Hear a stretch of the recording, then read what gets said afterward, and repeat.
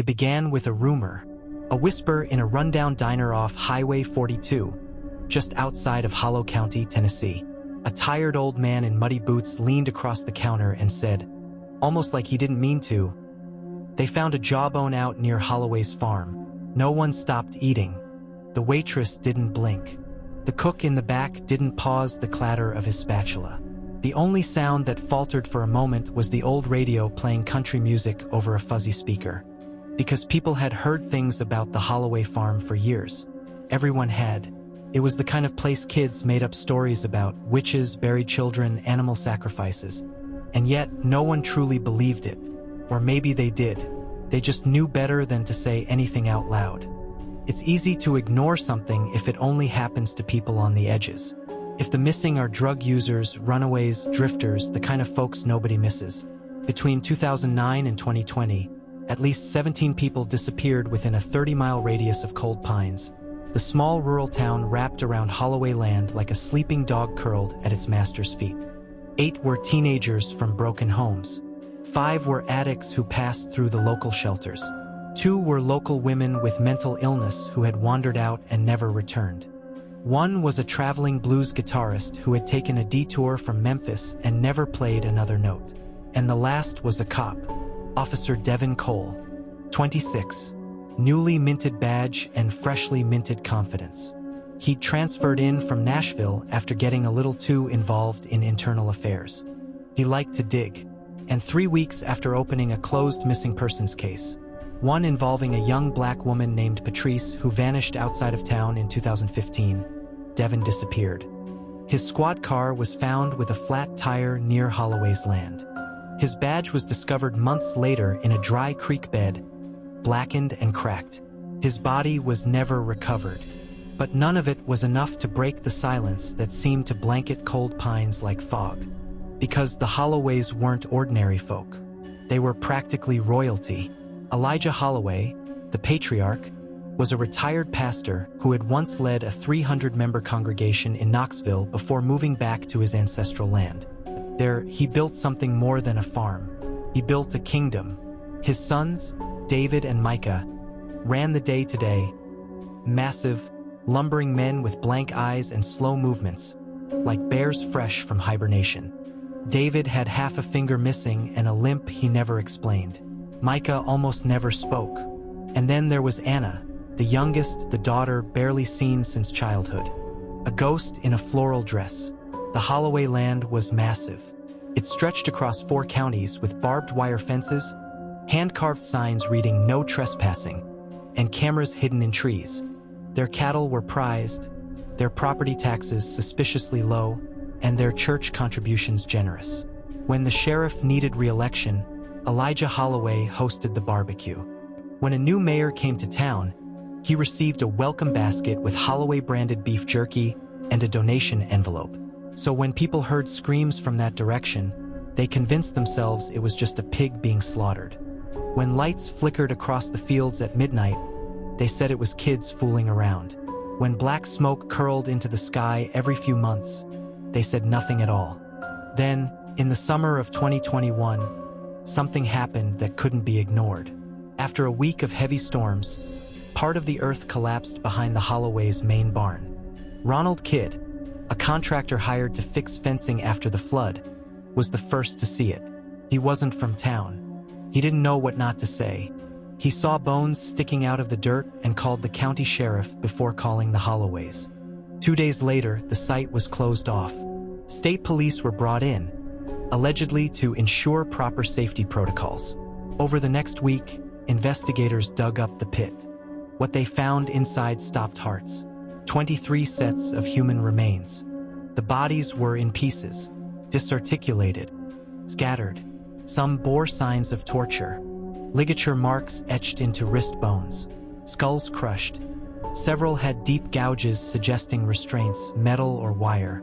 One pelvis was shattered, the brakes too clean for accidental damage. A rusted Zippo lighter was found clenched in one hand. Forensic analysis later confirmed one of the skeletons belonged to Officer Devin Cole. His remains had been buried deeper than the others. A local coroner described the site as a slow-motion slaughterhouse. but his statement was never aired. A week later, he resigned and moved to Arkansas. A leaked autopsy report made its way to a local blogger, Melissa Harmon. She published it on her Substack, revealing that several of the victims had suffered injuries before death, consistent with electrocution or blunt force trauma. 2 weeks later, Melissa was found unconscious in a motel room off Interstate 64, beaten, her laptop gone. Her blog was pulled down within 24 hours due to a DMCA violation. She never gave another interview. No one from the Holloway family was arrested. The district attorney held a brief press conference where he said, "We have no direct evidence linking the Holloway family to the discovered remains. This is an ongoing investigation." That was the last public statement about the case. The barn was bulldozed. The land was reseeded and planted over with soybeans. Deputies patrolled the area for a few months, and then they stopped. A private security firm, Blackridge Tactical, now guards the Holloway property. The people of Cold Pines went back to living their lives, back to the diners, the farms, the churches. But they speak even less now. Some say the silence is fear. Others say it's complicity. A few brave ones, like Rachel Kim, tried to keep digging. Rachel was a freelance journalist from Atlanta who took the case personally.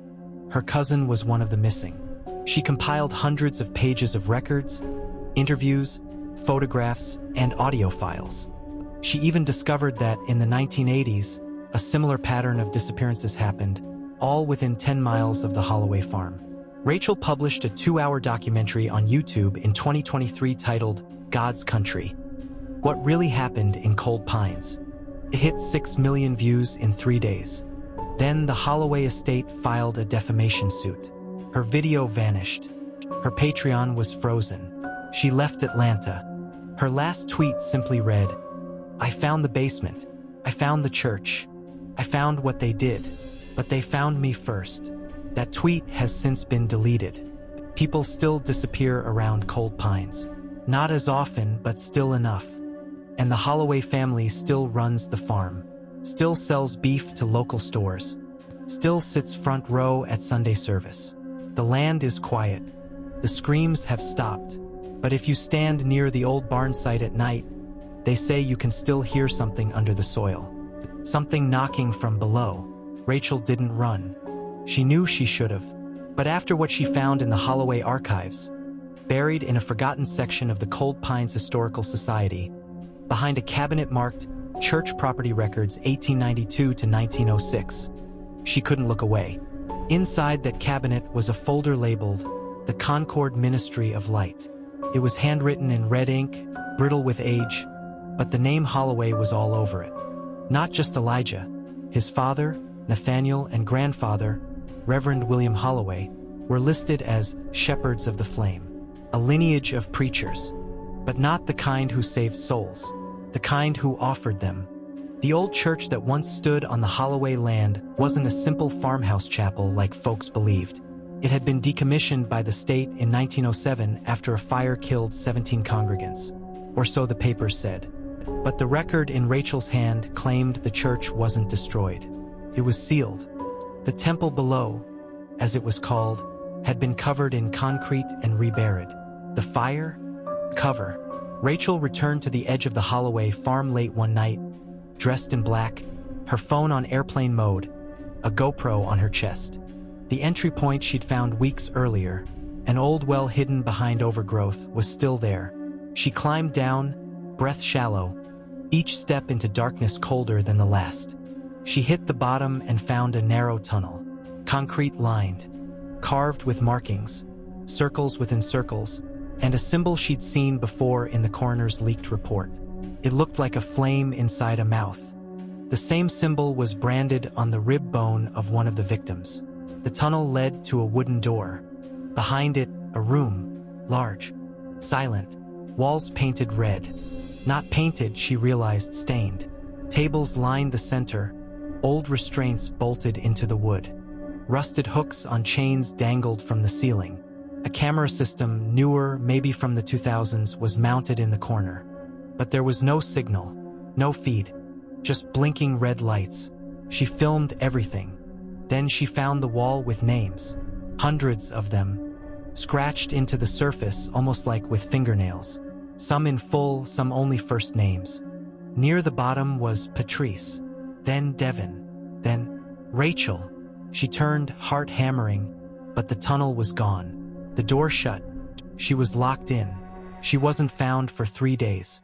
When she was naked, covered in blood that wasn't hers, and delirious. She was lying in the middle of the Holloway family cemetery. Doctors ruled it a psychotic break.